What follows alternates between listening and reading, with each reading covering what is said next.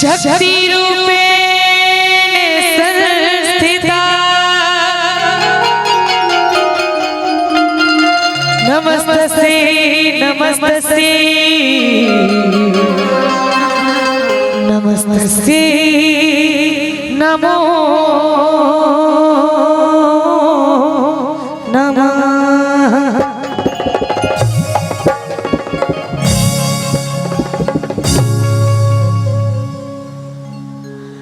नभ का लाठी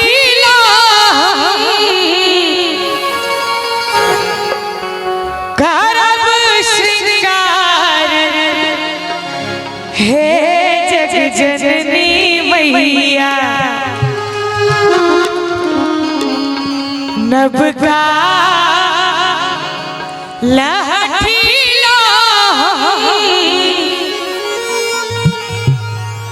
करब श्रृंगार हे जग जननी मैया।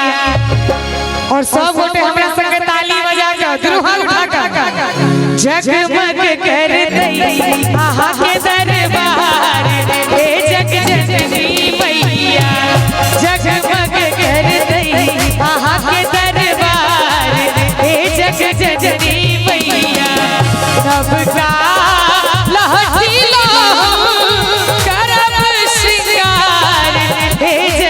जननी मैया। नभ का लाठी लो करब श्रृंगार हे जग जननी मैया।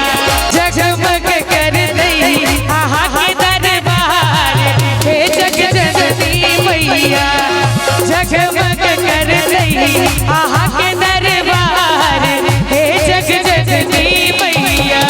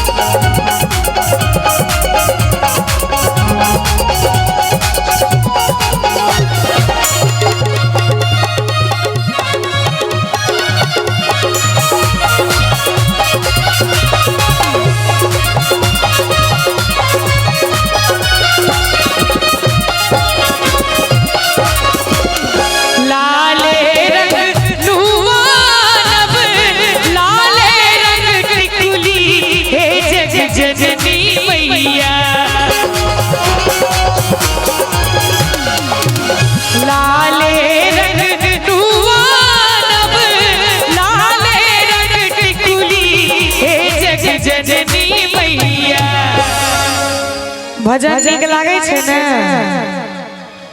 अहाँ सबके नहीं नीक लागैया। लाले रंग नुआनब लाले रंग टिकुली हे जग जननी मैया। और लाले अड़हुल के देवैहार हे जग जननी मैया। लाले अड़हुल के देवैहार हे जग जननी मैया।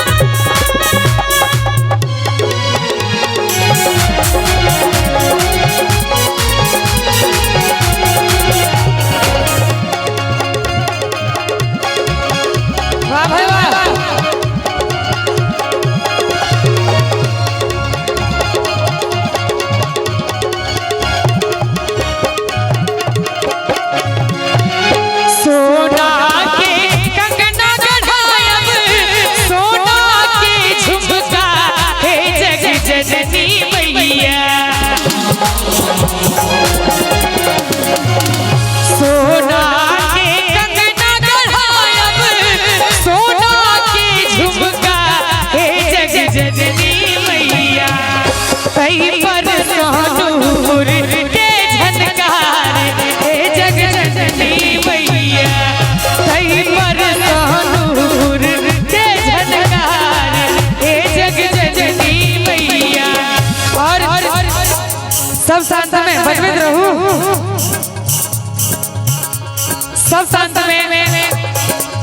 प्रशांत जी की सुंदर संरचना भैया उनका हाथ दियो ध्यान देगा जी सब गोटे धिया छिछुली मैया बेटा प्रशांत हे जग जननी मैया धिया छिछुली मैया बेटा प्रशांत हे जननी मैया और अहाँ सब दिन से मैया से कहबै कि भक्तों के सुनियो कने पुकार हे जग जननी मैया भक्तों